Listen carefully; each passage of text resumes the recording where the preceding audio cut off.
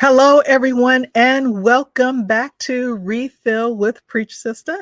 I am your host, Michelle Lloyd Page, and as you know, twice a month we come together in this virtual room to have a conversation, replenishing conversations that are designed to refill us, refill our tanks that might have been just drawn upon because everything that's going on. But we have these refilling conversation, not so that our energy is renewed only for ourselves, but so that our energy is renewed so that we have enough of an overflow that we can pour into other people. And that's what refill is with Preach Sister is all about. Finding out those strategies, those goals, that inspiration to say, you know what, I don't have to feel drained all the time. I don't have to feel overwhelmed all the time.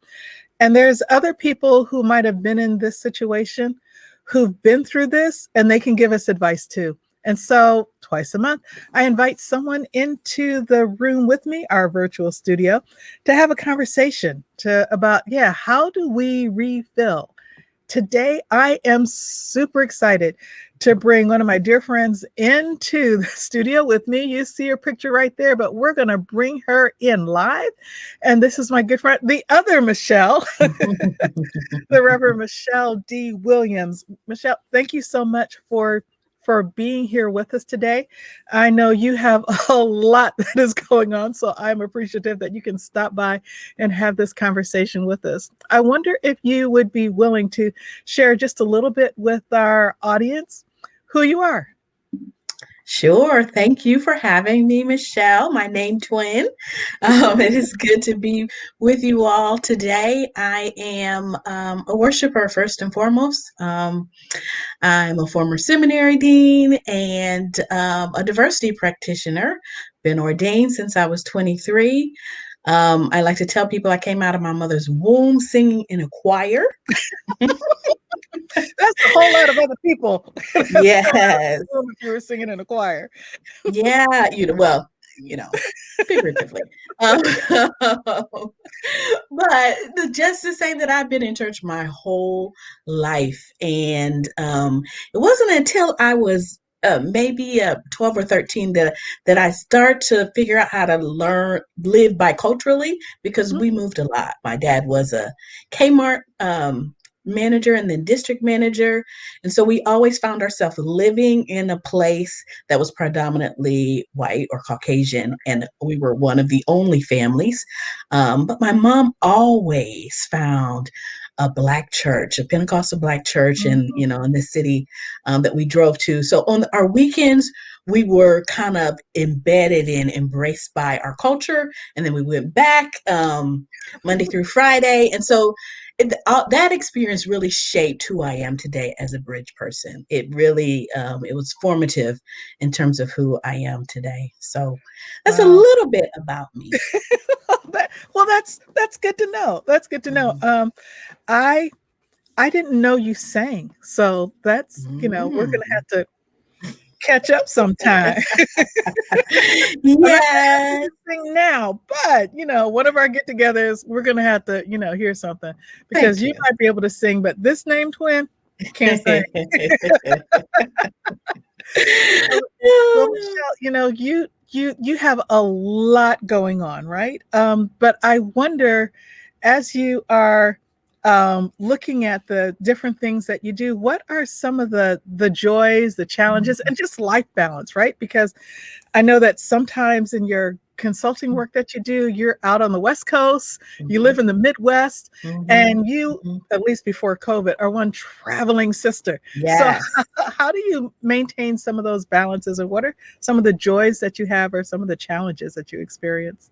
Yeah.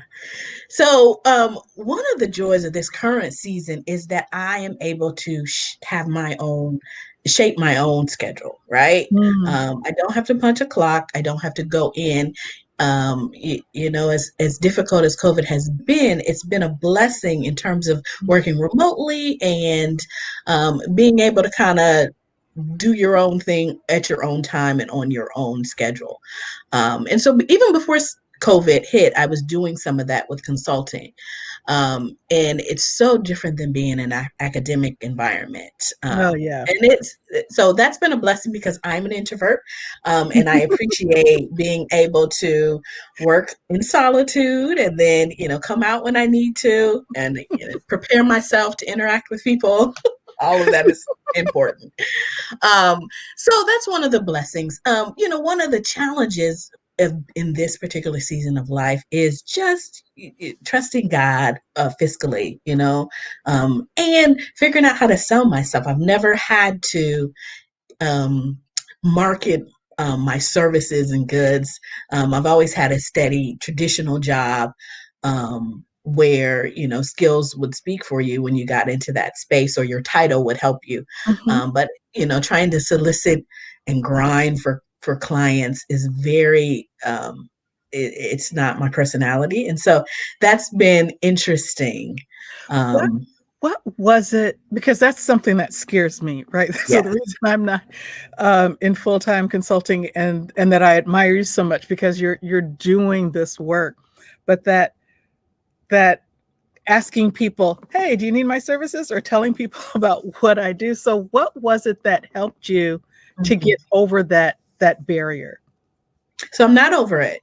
I mean, but what helps me is um, knowing that what I do helps people and Mm, loving what I do. And so it's just it's ministry in a different from a different perspective for me, and that's how I've had to frame it. Um, when you are either on a college campus or even when you're preaching to people, you've been invited to serve. And mm, I feel like I have something to give and I want to serve you. And so um, framing it like that has been helpful for me, that this is ministry and this product happens to be me, right? Which is mhm. weird. Yeah. But it's not. It is the knowledge, skills, things that I've accumulated, wisdom that I'm, offering to you. Um, and it's a service. And so thinking of it as this is something that's is going to be life giving for me and for you. It's just kind of what helps me. So in a way, it's really thinking that it's not about me and my Mhm. feelings, but or not about us. It's about something bigger than us, about Yes. what we're called to do, and tapping into that. Yeah. I get that. That's helpful. Yeah. I'm going to try to grab onto that. I mean, I do Yeah. that in other areas, right? Right. I do that in preaching. I do that in Absolutely. dancing. It's like, yeah, Absolutely. it's not me. I don't have Right. anything to lose, Right. um, because I'm really doing it in service to God. I'm really For the glory of doing God. it as an Yes. act of worship. I'm really doing Yes. this, or it's Yes. because I have a lot of confidence in what I'm doing, right? It's like, yeah, Yeah. I've been doing this a lot. There's some diversity trainings I could do in my sleep In your because sleep. Right. because I do Right. them all the time. And Yeah, then when that that's person helpful. you're like, oh, I know I can help you. You know, Yeah, oh yeah, yeah, it is X, Y, and Z. So yeah. yeah, I think also sometimes it's just I could help somebody. right. Right? It's like I'm just I'm just me. I'm just doing my work. How could I? Yeah, But then we yeah, realize when we're talking with the people that we've been walking with or partnering with to do work, it's like, oh, we really did make a difference. So I'm yes, I'm yes, gonna hang on to that little nugget because that's yeah, good. yeah. So Good. yeah, what makes you feel inspired or that you're at your best Mm, self? mm. Water. Mm, Being around water really inspires me. Hence the traveling. But there's something about the sign, the sight, the smell, and um, just the sound of water that is so inspiring to me. In fact, I have a water fountain in the office that I use to write. And I turn that on, and it just really, I mean, it puts me in the flow of creativity mm, like nothing else. So if I can't be around a body of water, then mhm. that's how I compensate. I think that is really cool, to be able to bring that element that inspires you, at least a symbol of that element, right? Yes. Or that actual element, but in this way, water, a water fountain, a water feature within your writing space is symbolic of sitting at the beach, Mhm. Yes. somewhere being by water. I think that is so helpful. And I think, that's one of the things I miss about working from home because my office on campus, I have those little symbols in my office Mhm. that are the re-inspire that inspire me, that encourage me. I mean, in Mhm. my home office, I don't have those little things. I mean, it's not the same kinds of things. So in my home office, it's all family pictures or certificates. Mhm. That is great, but it's not those symbolic things Yeah. that are in Yeah. the workplace that inspire me to go on. I think I'm holding on to get, well, maybe I will get back into my physical office one day, and I don't want to have to lug them here and lug them back. But who knows, if this Yeah, goes on too much longer, I might have to go to my physical office on campus and and get some bring of those things and all the transfer things. them. Yeah, transfer them and just say, yeah, you're Mhm. just going to have to take them, back to your physical office when you get there. But Yeah. I think that is so important to have those things around you because your environment is important. Yes, Um, absolutely. and if you have an environment that is supportive and inspires you, that, makes you smile, that's one of the things I, Mhm. I have in my office. That's a little hidden, um, but I can see it when I'm sitting at my desk because there's a plant, and Mhm. then inside the leaves of the plant is this um, sculpture of a monkey, and the monkey is holding a mirror looking at itself and has this very surprised look, and it just makes me laugh and smile Aw, every time I see it. So that's on those great. days when it's just kind of Mhm. stressful, I just like, oh yeah, okay, there, this monkey is There's a laughing. monkey. It's not that bad. It's not that bad. Yeah, that's great. That's great. Yeah, surrounding yourself with things that inspire us. So Yeah, important. that is. So part of surrounding yourselves with things that inspire you Mm. has a bit to do with well-being, at least for me. What does Mhm. well-being mean to you? When I think about well-being, I'm reminded of the word shalom, and I think about this a lot because I have a blog Oh, entitled "In Pursuit of Shalom." there we go. Yes, that's it. Um, but for me, the word shalom, it equates with peace, but it's not just um, internal individual peace. It's like flourishing. So Mm, for me, it means pursuing those things, those people, um, creation, all of the things that help you to flourish, that help others to flourish. Um, so when I think about well-being and shalom, um, it, for me, it's more about um, what's internal to me and not necessarily what I do and what I produce. And that's a change of pace for me. I think that's a culture shift in general because our culture tells us to grind and hustle and yeah. we have to have all these things to be happy and flourishing and well.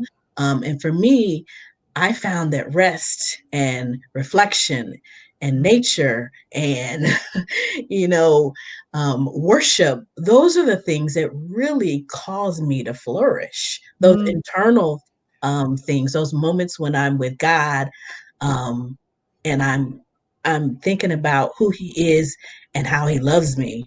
um, mm. yeah, as opposed to producing something or doing something. Yeah, so the emphasis is on the being as opposed to Yes. the doing. And I Yeah. think it's so easy to get caught up in the doing because there's so Mhm. many demands that you got to do this, you got to do this. Or and not only demands about doing, whether you're employed or not employed, right? There's all these demands about Mhm. doing something, but there's so much in our environments around us to tell us that we should not be happy with where Mhm. we are or who we Mhm. are. Right. So always striving to Mm. be someone else, to have something more, to do something else, right? Why be satisfied with the car that you have, Mm. right? So it's 2021 right now. So why are you don't be satisfied with a 2020 car, because the Right. Get a 2021 2021 one. is better. It has more electronics. It can do X, Y, and Z. And your 2020 car can't do that, let alone if you had a, you know, 2000 car. Yeah. Don't, just not be settled. So I like that idea of connecting shalom, which is Mhm. just this inward and outward. It's more of an inward settling and peace. And I think Yes. confidence in there as well. Contentment. That's a word. Contentment. Yes, that's a That's great word. contentment. Yeah, Um, that's a great word. that's what it's about, as opposed to just trying to keep up with some imaginary sense of what is going to make me happy. Yeah, yeah, yeah. Yeah. That contentment and resting in the knowledge that God is who He is, Hmm. um, and that He loves us like we are. Yeah. And I think in those moments too, it's trusting that God is in control, Mhm. but it's also trusting God for not only the outcome, but also the process. The process. Because we Yes, have we yes. have our own wish Mhm. lists of what we want, and are quick Yeah, to tell God, this is what's going to make me happy. This is what I want. Um, and we can even feel a sense of yes, that God is going to do that, whether it's because we found scripture and we're standing on that word, or we just mhm. have that inner sense that yes, God has heard this and God is going to do that, or we see that God has done that for someone else and we know that God is not a respecter Mhm. of persons, and we can be all excited, and then a day goes by, a week goes Mhm. by, a year goes by, Mhm. several years go by, and it might not yet have happened. But in those moments, we have to trust God for the process, Yes, as well as trusting God for the outcome. And I think sometimes people miss out on the outcome because they've given up in the middle of the the process. process. Yes, that's good. That's good. Yeah, right. Because you can say, "Oh yeah, we're gonna go across this river," and then you get Mhm. halfway to into the middle of the river, and it's like, "I don't know. This looks like it's a long journey. Water's a little rocky, so I'm going to go back." And then you're sitting on the shore, saying, "Wow, I really wanted to go to the other side." Well, you had to keep moving You have to forward keep moving. and trusting God for the process. Mhm. Oh wow! That's So good. when we're What are I mean, you talked about being by the water as something that is Mhm. inspiring to you. Are there other refilling practices that you have, things that nourish you? Well, I mentioned being an introvert, and so solitude, Mm, really nourishes my soul. So give me a good book and a weekend, a book series, by myself, and I feel like a changed woman on the other side of that. Um, Worship music, that definitely, um, inspires, refills, replenishes my tank. Being out in nature by water, um, all of that, yeah. Um, Laughter, mm, like having a good girlfriend's night. Yeah, I take used to take laughter for granted, but mm, lately it's been like having a good belly laugh, like has mm. been so healing. So Oh, yeah. I firmly believe that. I have my go-tos when I need a good laugh. Um, Mhm. Sinbad's, bell bottoms and afros or bell Yeah. bottoms, whichever one it is. That one, I will be in tears laughing every time because it just so resonates with me. So Yeah. I Yeah. I get that. You mentioned books. Are books that you would recommend to someone? So if someone is coming to you and just saying, "Oh man, Mhm. my spiritual tanks feel really low," or "I just don't Yeah. have a lot of energy." Are there books that you would recommend to people? Well, one you recommended to me, Invitation to Solitude, Ruth Mm, Haley mhm. Barton. That has been a real blessing for me. Oh, Um, good. the other one would be a book I read in seminary, Kirk Byron Jones, Rest in the Storm. And Ooh. actually, it's his 20th anniversary of, so he's got a 20th edition out now of that book, but it's self care strategies for clergy. Um, Oh, nice. it is amazing. I go back to that book often. So those are the two that I would recommend. Oh, that is nice.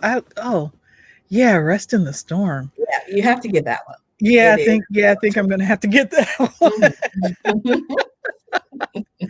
Mhm. Are there when you are thinking about where you are now Mhm. and where you were when you started this journey, right? So Mhm. we'll just say in Mhm. the middle of undergrad, getting ready Mhm. to launch out into the world and trying to figure out what's going on. You know, what would you tell your 20-year-old self? So being where you are now and knowing what you know and recalling how you Mhm. were thinking about the future, what are those things that you know now that Yeah. perhaps you would tell your 20-year-old self? Mm, probably two things. Don't be afraid to say no. Okay. Unpack that a little bit for us. Yeah, so I am a people pleaser. Being a bridge person, I want to be able to translate for one group of from one culture to the next. And I was always called on to do so, and I didn't say no often, Hmm. uh, to my detriment. To my detriment. So it took me years and years and years to learn how to say no, Okay. and when it was appropriate to say no. So I Mhm. would, and a lot of that was a little bit of self-esteem issues, and being the only at the table. It's like if I don't do it, Mhm. we'll do it. Mhm. But yeah, don't be afraid to say no. It would be the number one thing I would say to my Okay. 20-year-old self. And then secondly, laugh more. Don't take Mm. yourself so seriously, because I did. I was a serious. I was just like, I have to do this or nobody will. Little superwoman syndrome thing going on. Oh And dear. so, yeah, those are the things. It's like, yeah, no, I can't do that. I can tell you, I can recommend you. Here's a good source. I know this person who would do well in that situation. I can't. Yeah. I think that I get the feeling that that is something especially hard for women to Yes. say no because so Mm-hmm. much feels like if I don't do it, Mm-hmm. uh, who will do it? Or you know what? Let me just go ahead and do it. Mm-hmm. Even when we've asked someone else to do something, we can Yeah. get impatient Yeah. and just say, "Never mind. I'll just do it myself." That reminds me of a story. Now, my youngest is will be 30 in 2 weeks, so this will tell Mm-hmm. you how long this was ago. But I can remember kind of complaining to husband about how come you're not changing more of the diapers, and he says because you just always do it. Mm-hmm. You don't let me do it, or you just want it done a certain way. And it's like, Yep. oh, okay, well, you know what, I'm going to let you do it the way I'm that gonna you're let going to you do do this it. here. I was doing the triangle fold because we had cloth diapers, and he was doing it like the square fold, and he says, "You just always do it." That's like, oh, you're just so impatient. Yeah. So even when we're asking someone to do something, sometimes we just take it on ourselves Yes. to do it because we like the way we think our way is the only way The only that's way. really going Mhm. to work or to be best. And maybe it is, but Mhm. that doesn't mean that another way isn't good enough or isn't Yeah. well. So Yeah. That's for that's sure. something we can learn about. Well, before I begin to wrap up, can you tell us a little bit about Shalom Consulting? What is that Okay. about? Okay. Yeah, so we assist organizations in transition. So that can be nonprofits. Usually it's small business owners, faith-based organizations, churches. That's kind of my niche. And with just about anything. So doing administrative things.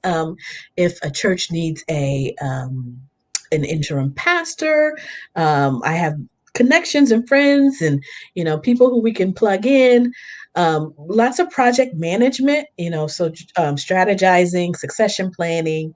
So yeah, it ranges in need, and I'm pretty flexible in terms of working with people who are on a limited fiscal budget. For me, it's ministry. It's just another way to coach, to mentor, to pour myself into a leadership team, um, as opposed to, trying to serve everyone's needs at once.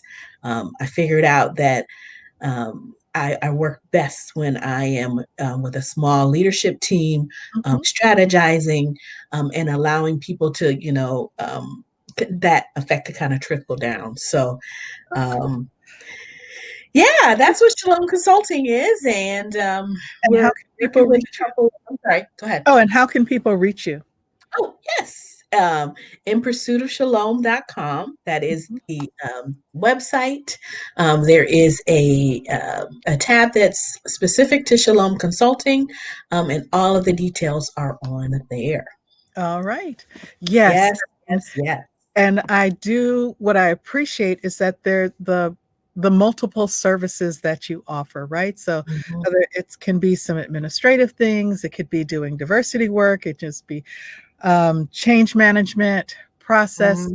All of that is included. So if you are a church organization or you just need some help figuring something out, Michelle, the other Michelle, is the person that you want to talk with about that. So, yes, please look her up at In Pursuit of Shalom, and then you will see the tabs on that website about Shalom Consulting, as well as being able to access her blog and the different writings that she has there. Uh, Mm, Michelle, this has just been so fun talking with mhm. you. I know our show is, it only goes about a half hour, and it's times like this. It's like we should go longer, Yes. but this is so good. This just means that we'll have to have you We'll have back. to do it again. We'll have to do it again because we Yes. do got that book out there We that have a book coming out. we have a Hmm. book coming out together that we'll be talking about. So we'll have to have you back to talk That's on great. there. Oh, so my friends, Mhm. I just want to remind you as we are about ready to close that there are different ways that you can connect with Preach Sista. There is our Instagram account, which is official Preach Sista, as well as our YouTube channel, which is also called official Preach Sista. There's our Sister Connections newsletter. If you haven't signed up, please sign up for that newsletter. It comes out every Friday, and it's a way to let you know what's going on and what we're doing. And then, of course, there's our website, preachsista.org, as well as our two Facebook sites, the regular Preach Sister one, as well as our Refill with Preach Sister group. That Refill with Preach Sister group is just a private group. Every day we post something positive and something encouraging for you to connect with so that you can have that refill experience every day. And then just want to remind you that our next Women of the Word Bible study is going to be on the 19th, and it is going to be on Sarah. So we will be continuing our conversation about Sarah. We started that conversation and just found out there's a lot to this sister. So we're going to unpack that. And of course, this is February. So February is Black History Month. And I just want to encourage you to find ways to honor the past, celebrate the future, and to celebrate the present. Well, you can celebrate the future too and be inspired by the future, but just find those different ways so that you can connect with Black history, because Black history is all of our history.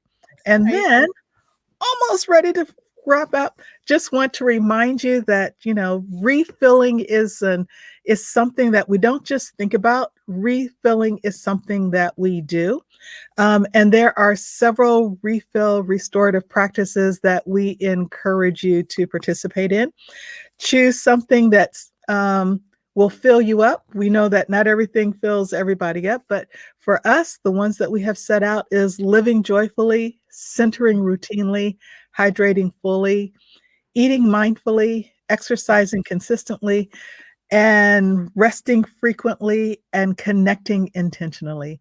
These are our refill restorative practices. These are everyday things that we can do to refill ourselves so that we can overflow with love, joy, peace, light, and energy, so that we can be all that God has called us to be, and that we will have enough energy and light so that we can pour into other people. Mm.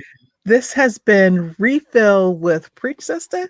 Join us for our next episode on February 20th, 2021. Bye for now.